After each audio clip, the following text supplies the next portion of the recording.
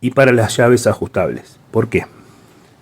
Porque las herramientas no se utilizan únicamente en mecánica, también se utilizan en mantenimiento, también se utilizan en montajes de estructuras metálicas, galpones, por decirlo de alguna manera. Entonces, ¿qué pasa? Suponete que vos haces mantenimiento en una planta de tratamiento, ¿no? Una planta de tratamiento, tenés que ir a sacar el motor de un reactor o de un agitador, que toque el otro.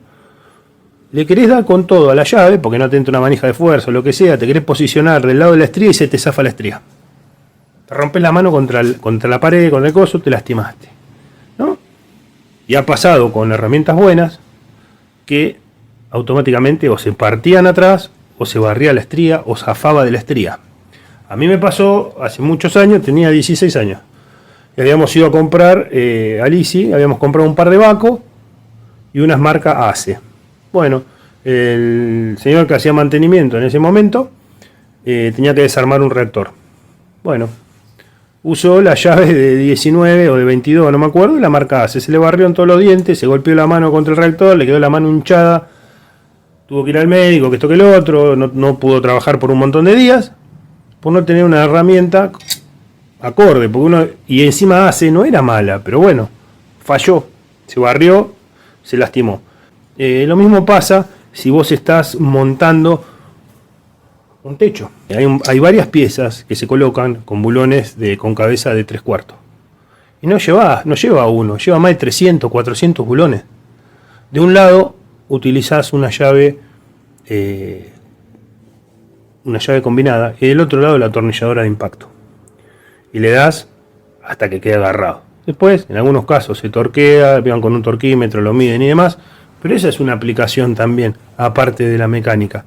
Y haciendo este tipo de prueba, te das cuenta si se va a barrer la estría o no. A veces, ¿qué pasa? O sea, la llave combinada se pierde.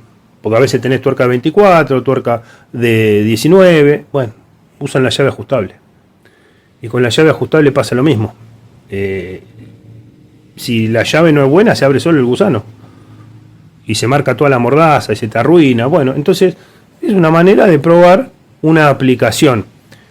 ¿Que lo haces muchas veces seguido? ¿Que lo haces con mucho torque? Sí. ¿Puede ser un ensayo de envejecimiento acelerado? Sí. Ahora, todas estas pruebas no están ni homologadas, ni catalogadas, ni especificadas, ni nada por el estilo. No están certificadas por nadie. Simplemente son pruebas que se vienen haciendo de manera reiterativa, bajo iguales condiciones, que no quieren decir que estén bien o mal. Simplemente te dejan a vos o al que o al que lo interpreta sacar una conclusión de una herramienta y después con los comentarios de los demás elige cuál es la herramienta que por ahí que quiere comprar, en el caso que quiera comprar una herramienta. Pero te brinda más información entre eso y los comentarios, que son como los de Mercado Libre o como los de Google o como lo que sea, compartiendo las experiencias, te ayudan a tomar una decisión inteligente de compra, porque pasó un montón de veces que uno compró algo y después se ensartó. Bueno, este es el objetivo de estas revisiones. Así que déjenme en los comentarios si conocían la herramienta, si la utilizaron, qué experiencia tienen al respecto. Gracias por ver el video y nos vemos en el próximo.